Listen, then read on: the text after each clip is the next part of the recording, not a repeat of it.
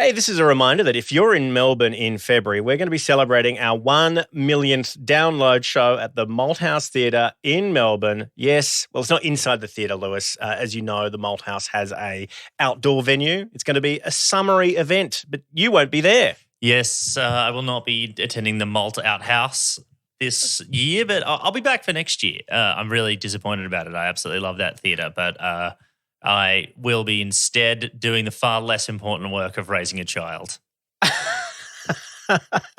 I'm still determined to see if we can get you in the show for the millionth download on Zoom or something like that. So we should work out something how that could possibly work. I'm ready. I'll just be at home. If you have some sort of filter that filters out the sound of screaming child, we should be all sweet. I'm looking forward to it. It's a great show. Lewis won't be there, but DJ Andy McClelland will be holding the show together. Kirsty Wiebeck, Sammy Shah, Charlie Pickering, and the guy with the most downloads of podcasts in Australia, Richard Feidler from the Conversation Hour, will also be joining us on the stage. It's weird to be offering Richard Feidler a flight and accommodation to come and perform at our show. He's doing fine. Although he is still an ABC employee, so you still have to treat him right. That's true. He is also comedy royalty, having been part of Doug Anthony All-Stars in the past. So, it's out of respect we do that. I'm recording my end of Irrational Fears summer series on Gundungurra land, and we pay respects to elders past, present, and emerging. Let's start the show. This is Irrational Fear.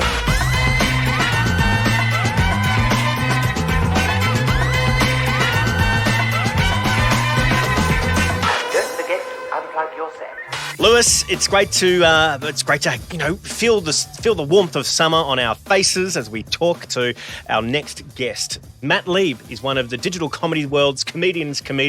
He's a writer, performer, producer. You may have seen him on Good and Mythical Morning playing all manner of awful characters. He also was a writer and performer on AJ Plus's News Broke, and his wife, Francesca Fiorentini, has been a previous guest on this podcast. He's also a podcaster. You would have heard him on Pod Yourself a Gun, and quite a few Irrational Fear listeners on our Discord have mentioned that they loved you on Behind the Bastards as well. So please welcome Matt Lieb to Irrational Fear. Hey, so glad to be here with you guys. This is fun. You guys over in Australia?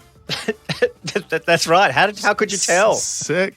I mean, I'm pretty good with accents, and I could tell immediately. I was like, oh, that sounds Australian to me. You know what, Matt? At the moment, we were just talking before the show started that I've got an 11-month-old daughter at the moment. And, I mean, I intend to keep her, but I just mean she's 11 months at the moment rather than I have her at the moment. Yeah. And she, we're, trying to not let her watch too much TV or whatever, but, she'll do a bit of screen time. And she's obsessed with this, American YouTuber called Miss Rachel, who is, massive, right? Huge. Anyone who has a young child will have encountered Miss Rachel, and who's actually amazing. It teaches really incredible at teaching words, but with the most intense American accent. And we are so worried because this woman will be like, "Heyer, can you say heyer?" And we have to look at our daughter and make her look us in the eye and goes, "It's not heyer, it's here." Hey, this is revenge for Bluey, okay? Bluey is taking over in America. All children are going around talking like Bluey. They're doing Australian accents, and we're trying to say, no, you talk like an American, not like an island of convicts. No. Well, this is Bluey's our revenge for 100 years of soft culture. Yeah, that's a good point. Soft power. That's a good point. Yeah. We tell our children, no. No, you guys got too many too many vowels in that. No, there's a great LA-based comedian. I don't know if you know them, Matt. Brian Jordan Alvarez. Oh yeah. Oh my God, he does the best Australian accent for an American I've ever heard. He could put all the Australian actors in LA out of work because his Australian accent is premium. It's incredible, and all of his characters are good. He reminds me of a simpler time. When I say a simpler time, I mean a few months back when shit was bad, but not the worst. And yeah, October 6th. we were That all was a just- good time. Yeah. Yeah. October 6th, great time in the planet Earth. And, we were sitting around singing his dumbass songs. And I was like, I love some silly comedy. And then the world blew up. Well, that's why we got you And, on, Matt, because you're having a bit of an Instagram moment right now. You're one of the few comedians that are like wading into the crisis that's unfolding in Israel and Palestine and finding humor in it. I thought we'd get you on just to, ask you how. This could be a very short podcast. How? Because I already don't have management. Bye. No, that's a serious question. I mean, you're in LA. I mean, you're kind of getting this incredible Instagram moment right now with the digital content you're making fun of Zionists online and the general hypocrisy of people in this conflict. Tell us about why you started it and what your thoughts were in weighing up the risks whether to do it or not, because you are an LA-based comedian. That's true. In the entertainment industry. So I mean, I've been for a long time. Well, first of all, I'm a Jewish anti-Zionist, so that's always for me, like Zionism and like talking about Israel and all that stuff has always been something that's like in the, an inside conversation amongst Jewish people. We all in private criticize Israel in one way or another. Some people more so than others. Some people are, staunch supporters of Israel, and some people are not. And that's always been normal and fine and part of the, just the inter-Jewish community conversation. And so I, at some point a few years back, once I started working at AJ Plus, that was the first time I started like making content, because I realized I was like, this might be a place that actually would allow me to do some, political humor takes about Israel. It has to be, of course, Al Jazeera online that lets me do it. But, you take what you can get in this business. So what I'm hearing is you're in the pocket of the big Muslim Brotherhood. That's what you're... That's right. Yeah. Yes, exactly. Yeah, me and Cutter, hand in hand. We're just... we're best friends, me and the Emir. And full disclosure, that's where Matt and I met. So, That's right. So this is the conspiracy. This is the media conspiracy I've been hearing about. Yes. Yeah. This is the real cabal. It's Australians and anti-Zionist Jews getting together and making very niche political content for nobody. But so I've been doing this kind of, finding humor in Zionism for like a long time. But it's always been niche, like the jokes have been niche, because I always felt like unless you were either super like, for lack of a better word, woke on Palestine, or you were Jewish and raised, having these conversations about Zionism, most people don't know what the hell you're talking about. So these jokes don't make sense to anybody who's not knowledgeable until recently. I mean, there's a large education element to the stuff you have to do in the early days. Yeah. So what did that look like? What did your stuff earlier on look like compared to now? Well, I mean, with AJ Plus, I did some videos about one was like a video on why it's not anti-Semitic to criticize Israel, kind of like showing various examples of how to claim Zionism is, anti-Zionism is anti-Semitism is flawed because of the fact that Zionism is a more recent thing. Late 19th, early 20th century invention, and Judaism been around for a minute. And, I did a video about why white supremacists and far-right, nationalists in the United States seem to be so in love with Israel, and about how kind of the, Zionist philosophy mirrors in a lot of ways kind of like white nationalist philosophy. I think it was some, a pseudo-famous white nationalist in America who I don't know if anyone else knows, but just this one guy, famous Nazi, was saying he considers himself a white Zionist. He is like, I want what they have, but for just white people. Oh, Oh, thanks for that context. That's always baffled me as to why the far right goes so hard on Israel and try to, boost Israel every election. It's such a weird thing. Because they're just pro-genocide as a concept. They're they love genocide. So they're like, well, I'm cool with that. They love, settler colonialism. They like the idea of, the brown indigenous people need to be, the savages need to find Jesus, so to speak. Right. They like the idea of all the Jews moving away. I mean, that's the big one. Right. I wondered how it would connect with the Nazi part of the neo-Nazi pro-Zionism. Well, because it is the mission of far right Zionists in Israel is not to keep world Jewry safe. It's to keep Israeli Jews safe and to make it so that all Jews move to Israel. They want all Jews outside of Israel to be associated with Israel, and they don't give a shit if it makes them unsafe in other countries.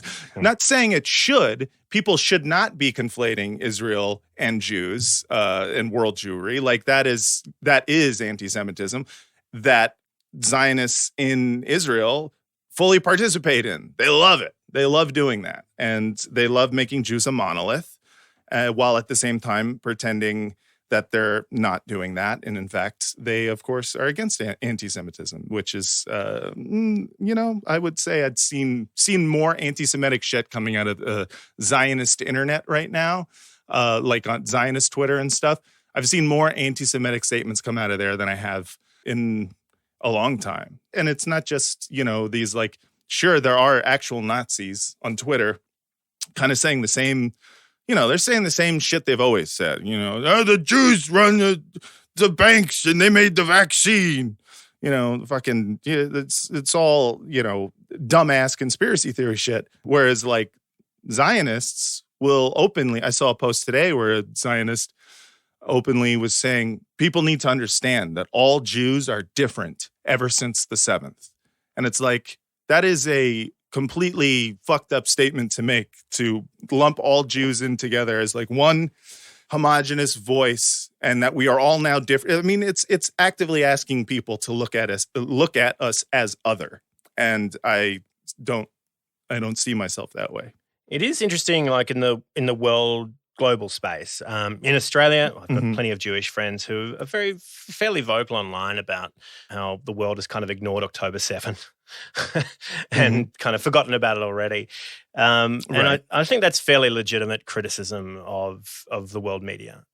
Almost, sure, skipping over it pretty much. And then, well, it's interesting because have they? Is that I don't know if certainly. I feel like it's been fairly well covered. Is that not so?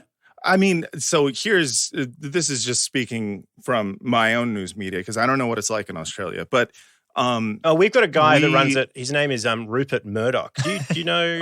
I've heard of him. Yeah. I know that guy. He's cool. Yeah, he's we love that guy. He was our first Bluey. He was our first good export. Oh, yeah, he's always been this wily Australian shepherd. Yeah, this heartwarming dog that we sent over to America to do good work. Do great work and just really indoctrinate instead of the kids, it's the olds. We're missing the middle-aged, but we're hitting you on death's door and at birth. Yes, exactly. But yeah, no, in America, I mean, we definitely the idea that we don't talk about the 7th, here is not necessarily the case. And I do feel like for people who do believe that, again, I don't know what it's like in Australia in terms of the news media, but I mean, the 7th was one completely awful day on the calendar. And then the 8th happened, and then the 9th and the 10th. And the news, when it covers one event over and over again, it covers the 7th a lot. We see a lot of coverage of the 7th. We see a lot of new details, updates, how many people died, how they died, just specific details of it. Whereas every day in Gaza, there's, another mass death, another mass atrocity. And we're not getting those individualized details. They're not even names to us. They are numbers on a piece of paper. So 2 months ago, when did you start to go, well, I'm going to try and do something here? Like, it's a pretty big ask to like go, I think it's a pretty weird time in social media and the internet to go, my opinion on this is going to be valuable. Well, once you know that once you start, you're in for the long haul. You can't just dip your toe in. For me, I'd done it before, so it wasn't too much of a stretch for me to make a video. And but it took me about 2 weeks because, like, for the first couple of weeks, I was mostly just in shock about what had happened and how quickly things had escalated in Gaza. And, I started with some posts, just like, tweeting a couple of things. Some of it was, tongue-in-cheek satire and stuff. Some of it was serious. But it took, I think, about 2 weeks before I realized that this was not going to be just another instance of what the Israeli government calls mowing the lawn. If you don't know what that is, yeah, so mowing the lawn is something that it's Israel's policy in Gaza, in which every couple of years they basically go into Gaza and they start killing people. They start either, quote, targeting Hamas, or they just do all sorts of, there's a lot of tactics that they use in order to try to get a response out of Hamas, try to get a rocket, shot in their direction, anything in order to justify an incursion that kills thousands. They literally call it mowing the lawn. You can look it up. It's a real thing. I didn't come up with it because I'm not a psychopath. So I realized that this was not that this was going to be, they were going to use that attack because it was so, not just like atrocious in terms of like how many people died, but so embarrassing for the Israeli military apparatus that has had this like invincibility kind of shield where we always assume like, oh, they're the greatest military, in the region. Like there's no way they could have an attack this big happening. And we realized that wasn't the case. And it kind of like penetrated that narrative. And I think that was very embarrassing for them. And I think I realized 2 weeks in that they're going to use this as justification to do probably the biggest mass displacement of Palestinians that we've seen since 1948. And meanwhile, I saw that the discourse was purely about anti-Semitism. And I couldn't handle that because that for me was like, it's an incredibly dangerous thing to take a real thing, anti-Semitism, and apply it to any instance of criticizing what's going on in Israel, because it makes most people be like, oh, anti-Semitism is not a real thing. Like people are becoming more anti-Semitic. I think that is true. And I think a big part of that is that they are buying into Zionist propaganda about how all Jews are secretly, loyal to Israel. And so for them to take over the anti-Semitism conversation and the Israel conversation simultaneously, I was like, fuck that. I can't let that stand. So I took an old script that I written a few years ago that for a video I didn't do with AJ Plus about how to criticize Israel without being accused of anti-Semitism. And I just made a video out of that. And that was the first one I did. And then I just kind of kept making them. All right, let's have a listen to that video right now. A lot of people on the so-called left criticizing Israel while falling into the same anti-Semitic tropes that I've seen time and time again. So I, an American Jew, am going to tell you how to correctly criticize Israel without being accused of anti-Semitism. Here are some don'ts. Do not overstate your case. Don't go throwing around the word apartheid state. Apartheid only ever happened in South Africa, and you can't use that word again. You can't just keep using words. Call it something that is correct, like a kerfuffle. Just be like, oh, that's a kerfuffle, they go there. Do not mention the Palestinians or the occupation, okay? If you want to talk about problems in Israel, talk about how there's a lot of stray cats and how the traffic's really bad. Do not throw around the word genocide. You guys just throw it around like it's just nothing. Do not support a one-state solution. If there was a one-state solution, Israelis might lose their demographic majority, and that is literally genocide. Do not support a two-state solution. Do not support a solution. What, you think you got all the answers? You're so smart. Do not be a Palestinian, an Arab, a black person, or a Muslim, okay? All of those groups are racist against Jews. And I think I know a thing or two about racism because I just said something racist. Do not be a reform Jew. The only real Jews are religious Jews or, you know, Israeli citizens. Do not be an anti-Zionist Israeli. What the are you doing? Do not be an anti-Zionist Orthodox Jew. That ruins my narrative. Fuck my shit up. I don't like that. Do not call yourself an anti-Zionist. There's many definitions of Zionism. There's the nice one, and then there's the what's actually happening. And while you may be against what's actually happening in Israel right now, when you say you're an anti-Zionist, you make me think that you're against the fantasy version of Zionism that I have in my head. Just call yourself a liberal Zionist. It's that easy. Do not be a liberal Zionist. Liberals are basically leftists, which are basically socialists, which are basically communists, which is Stalin, and Stalin hated Jews. So what are you, Stalin? To be safe, call yourself a Zionist. Do not be a Jew. If you are not a Jew and you're like, oh, but what about the Palestinians? Then like, how am I supposed to know that you actually care about the Palestinians? What if you're just crying because you hate me? Do not call for a ceasefire. When you call for a ceasefire, all I'm hearing is that you want more fire.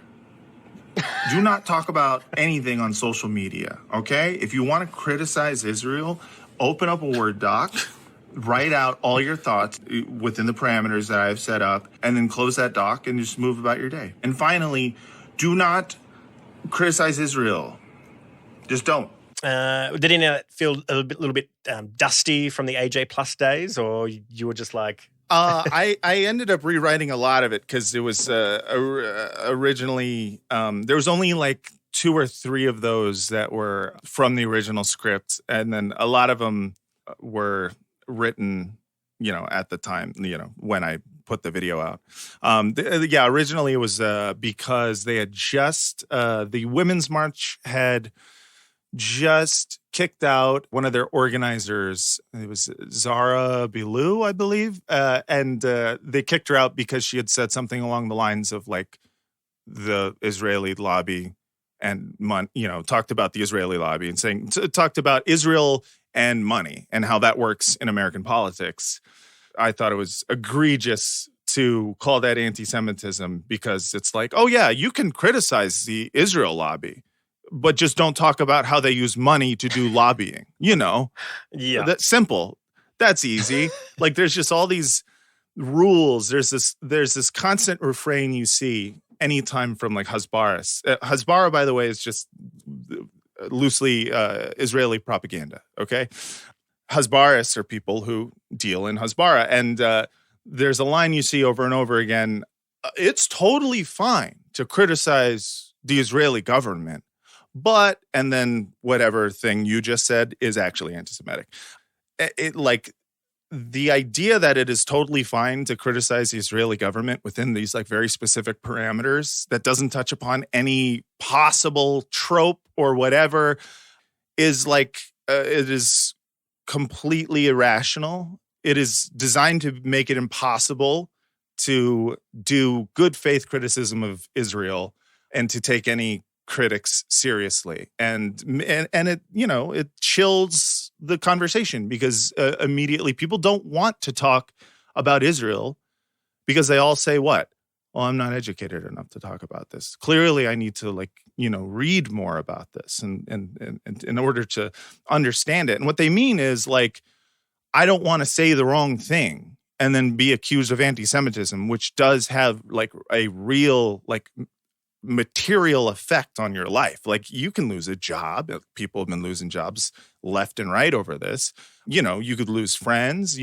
There's a bunch of shit. You get your reputation ruined. You could there are websites dedicated to logging quote unquote anti-Semites in order to make sure the accusation follows them for the rest of their life. No one wants that smoke. It's a minefield, and people don't want to enter the minefield. And that's the point of people's, list of rules of how to criticize Israel. It's to make the minefield like so. It just makes it impossible for you to want to take the risk. No one wants to like delve into an issue and get in trouble. No one wants to make people feel bad either. People, they just want to be like, hey, this seems bad, right? I'm pretty sure this is bad. As you say, particularly like in living memory for a lot of people, anti-Semitism has such the bleakest of histories. So it is to suddenly be connected to that. You're like, I would do anything. I would what is the point of risking anything to be associated 100%. With that? That is just so dark. But we had a situation here, Matt, where a bunch of journalists in Australia all got together to sign an open letter just about journalism in Australia and the way that it should be covering the conflict at the moment. And it was very centrist. It was not. It was sort of basically just saying everything needs to be treated equally. Treat comments from the IDF with the same skepticism as comments from Hamas.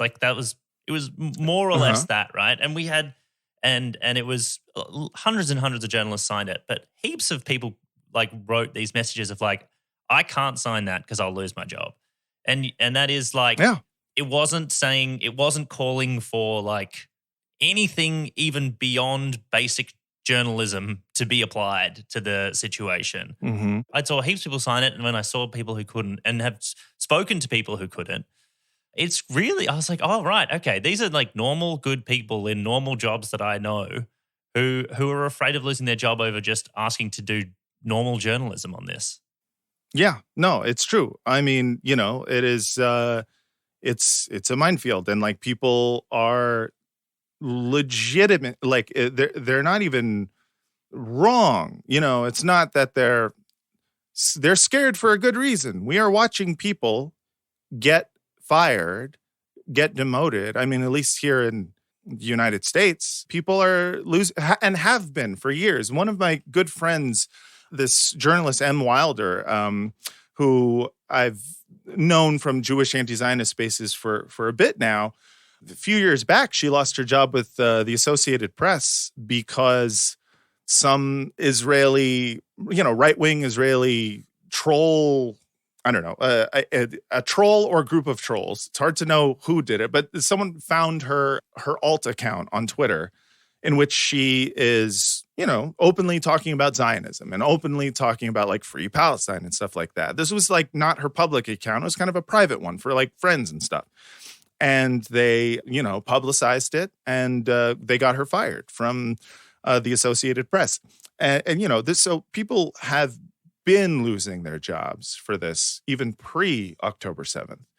And now the pressure to stay silent is I've never seen it higher. I've never seen the talking points more and more poison-pilled in order to stop you from criticizing any move that the Israeli military makes in Gaza. Because any move that they make that you criticize, it's oh, so you support the mass rape that Hamas did, or you support the beheading of babies. All of these things are meant to, chill the conversation and to stop people from speaking out against it, and not to mention firing people. That's another tactic, On this podcast, we've taken to doing a condemn list at the end of the show, just to condemn everything. Oh, good. Yeah, terrorism, anti-Semitism, war crimes, Finnish Yes. licorice, sexism, racism, homophobia, corn syrup, discrimination, European Super League, hate crimes, animal cruelty, climate change denial, snails, authoritarianism, suppression of democracy, and Fuckboy Island. That's usually our condemn list. Dad and I disagree over Fuckboy Island, actually. That's Oh, you disagree? Yeah, that one's... Should I take that off the condemn list? I'm going to take that one to the UN. Okay, all right. That's going off the could you condemn list. please? But Matt, we're talking about all of that potential blowback and how serious it is. Mm-hmm. Do you think, as a Jewish man, how has that been for you to be, an anti-Zionist, Like, I think, as a non-Jewish person, you feel like you might get the risk of being an anti-Semite, but as a Jewish person, what sort of risk, I guess, does it take to speak out like that? So it's a risk, but in a different way. There's still all the same risks of like losing, jobs and whatnot. That's always the case. And when you're talking about politics, like publicly, doesn't matter who you are. If you work for fucking Disney or whatever, they can fire you, or they can just do what in the entertainment industry they usually do. They just don't hire you and they don't tell you why. So for whether you're Jewish or not, this is always a risk. But I do feel a little more protected than everybody else. Not because they won't call me an anti-Semite. They will call me. There are people who call me an anti-Semite or say I'm not Jewish enough, or they'll say, I'm a self-hating Jew. All that stuff. It's not. The consequences are not the same. The consequences, the accusation, really sticks to be honest, more marginalized groups like Black people in America. They will call you a Jew hater like that if you say anything. I remember a few months ago, Jamie Foxx, he got like dragged for anti-Semitism for a post he said. It was a post about #FakeFriends. And he said, they did something along the lines of like, they did Jesus like that. What do you think they'll do to you? #FakeFriends. And then people went, who is they? And literally, they called him an anti-Semite because they were like, you're saying the Jews killed Jesus. And I was like, no, his fake friends killed him. It says #FakeFriends. It is already a childish post. Why are you making it a serious thing?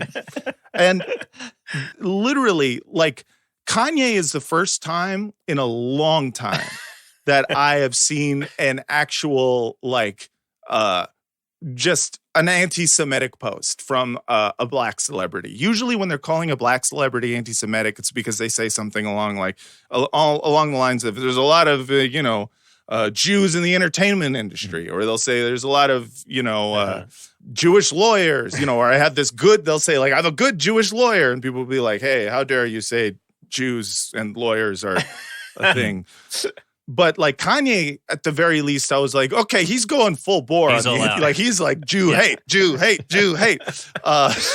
And I was like, it was refreshing almost. I was like, yes, I agree. That is anti-Semitism. Oh, I forgot. Should we put Kanye on the condemned list, Lewis? I keep wondering whether Kanye should go on the condemned list. Obviously, as long as we can leave everything from late registration to Jesus off the list, as a person, we can keep him on the list. Yeah. I mean, like, listen. You got to separate the art from the artist, right? This is why so we all love Woody Allen. I'm just kidding. But like, if you are Black in America, you can get painted as an anti-Semite super quick. And it matters. And if you are, especially if you're Arab, yeah, they will call you an anti-Semite for just existing. I mean, shit. The risks that people are taking, by being an Arab or just a person of color in America and speaking out against the crimes of the Israeli government, like, is way more than I'm risking. Because for me, the thing I'm risking is the same, kind of like, I may not get a job, or, I may get, dragged by some fucking right-wing Zionist or whatever. But like, the people who are saying stuff and are not Jewish, like, to me, I'm like, that actually like takes balls. Like, I mean, not saying that I'm not saying I'm not a hero. Obviously I'm a hero.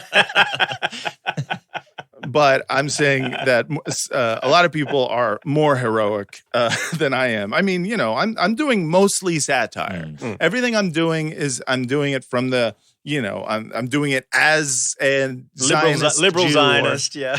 as a liberal Zionist, yes, like I'm doing it very much to kind of like fully paint the picture of the people, a lot of the people who I know, who I've been seeing acting in this way, and being like, you deserve to be made fun of. You have lost your marbles a little bit. Tell us about taking this character from the 9x16 confines of Instagram to the real world. Have you tried this gear out in public? I haven't done like a satirical character like on stage or anything. On stage, I'm just myself. I'm just a stand-up comic and whatnot. So I play myself. But on stage, I do talk about Zionism and anti-Semitism. And, recently in the last, obviously, 2+ months, I've been, that has been a good portion of what I've been talking about on stage, because I can't help it. That's what I'm writing right now. So I just say the shit that I'm writing. Most of my complaints, because I spend most of my time in LA and I haven't done the road for, I think 6 weeks now, are very LA specific type of jokes. Like I have a lot of shit about Amy Schumer and Eliza Schlesinger right now. Mostly about the fact that I'm like really tired of blonde-haired, blue-eyed Jews screaming about how they feel unsafe. Like I've never seen a more corn-fed looking motherfucker than Amy Schumer. And the idea that she's worried, like, no one knows you're Jewish. I'm sorry. This is America. America, we're racist and stupid. We're both. So in America, when we want to kill Muslims, Sikhs die because we don't know the fucking difference. That is like What I'm hearing is that you need better education in America, so idiots can be more tactical in who they kill. You need like a special like tertiary education for racists. Honestly, it's embarrassing at this point. Like we're not even getting like the Palestinian stereotypes right. We're just doing like basic fucking Islamophobia out here, talking about like cutting heads off and shit. It's like, no, dog, like there's a specific type of way you can be racist towards Palestinians, and you're not even doing that. You're just like these broad swipes at all Arabs. It's just it's not even that it's offensive, it's that it's hacky. That is the thing that offends me more than anything. If you're going to be racist, at least be pointed, Don't be hack. Don't say Hassan Chop, that's like a Looney Tunes cartoon. Jesus.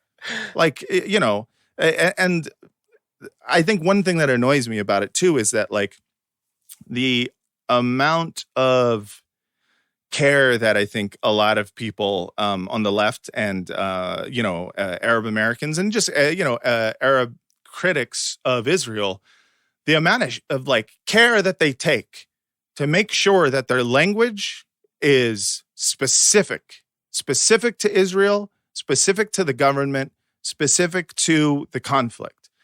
They take all that care, and on the other side, they'll just say out loud, those Arabs, you just have too many babies. That's the problem. The problem is they have too many babies, and we gotta displace them because otherwise they're gonna have a bigger population than we're gonna do, and then it won't be a Jewish state. It's like they'll say out loud all this racist shit, like, and they will look for any little nugget of anti-Semitism in the wording of a carefully crafted critique of Israel by, Arabs or anyone really. So yeah, it is a weird moment. Speaking about kind of choosing language and things like that. I've got a couple of really good friends who are Israeli comedians, and they are very progressive. They've been in the streets for most of this year protesting Netanyahu. Netanyahu, yeah. And along, and then October 7th happened, and there's no there's no kind of recognition about what Israel is doing in Gaza from their point of view. Mm-hmm. That's a little, to use an American phrase, it's a little hard to square that circle, Yeah, it's kind of hard. Like I'm fully sympathetic for my friends who live there. Sure, but it feels like they are now like trapped in this in this space where they can't see what is happening. You know, they're in this bubble that they can't acknowledge the harm that their own government is doing, and that what is happening on their behalf is justified as well. It's so Right. hard to kind of, you know, be supportive of their situation in that regard.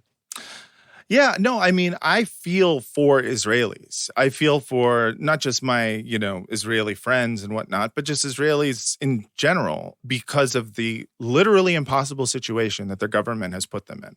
Their government for so long has put them in a situation that I wouldn't know what to do if I was Israeli. I would be fucking like, you know, because I can't fault, it's hard to fault people, especially like progressive Israelis who understand, of course, the problems with Netanyahu and the problems with the country and whatnot. But then they suffer this massive attack. And, you know, Israel is a small country. So like a lot of people, if they don't know someone who died or you know, were related to someone, like everyone knows someone who was affected by what happened. And it's really hard as someone who, you know, lived through 9/11. I'm sympathetic to the idea that you kind of you lose a little bit of your mind when something that traumatic happens. And you know, we went to war with Afghanistan and Iraq over that shit. I'm sympathetic to the idea that they are living with no hope of like a just peace between the two because of the fact that their government is so far right and just the continued expansion of the settlements. Like they know that the two-state solution is dead. And they know they're living in an apartheid state, and there's a lot of Israelis who do not want that, but they are just in this impossible situation where they're also are like, but if we all had one state, they'd kill us. And I'm like, yeah, I imagine being a white Afrikaner during apartheid who was like seeing how bad shit was probably also thinking the same thing. Like, fuck. What do we do? I get being scared, but I also am like, I'm tired of, you know, this idea that people can't imagine a world in which it would even be possible for peace to happen. This idea of like, oh, you know, this is a dream. This is a naive dream. And I'm like, yeah, they said the same shit about apartheid in South Africa. And what happened? There was no white genocide. That did not happen. Like, in fact, white Afrikaners kept all of their economic privileges. That was kind of like the deal. Yeah, and that's still how it works in South Africa. It's economic suppression. That's still how it works. Yeah.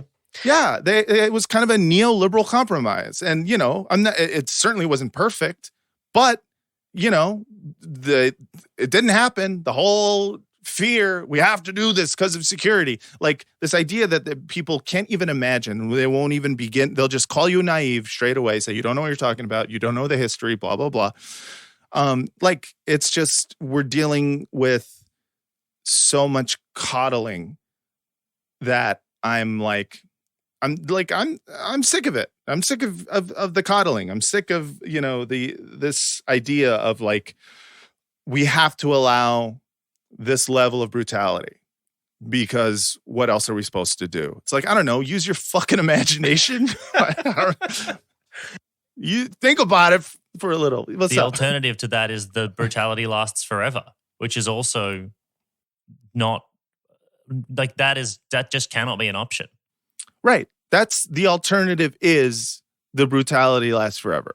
This is the problem that I see is I go like, there is no other, this idea of it is naive to believe that there can be peace and there can be coexistence.